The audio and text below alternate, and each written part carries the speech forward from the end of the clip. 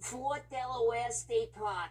Fort Delaware is a fortress on Peapatch Island in the Delaware River. Originally built to protect Wilmington and Philadelphia, it became infamous as a POW camp for Confederate soldiers during the Civil War. 33,000 soldiers were imprisoned there, and almost 3,000 of them died from dysentery, scurvy, smallpox, and they're buried in a mass grave in New Jersey. That explains the smell.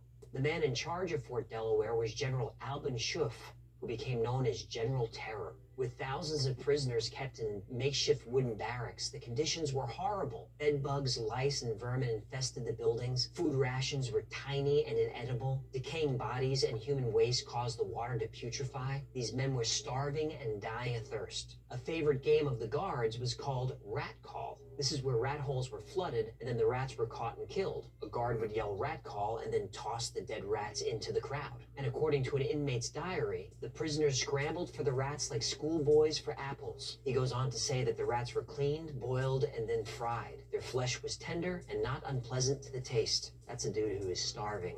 The diary is from Captain John S. Swan, who was captured in 1864. He chronicles the terrifying daily life as a Confederate prisoner of war. It's fascinating reading. Link where it is. For Civil War history fans, Fort Delaware is an incredible place where daily life is recreated. But the real draw to Fort Delaware?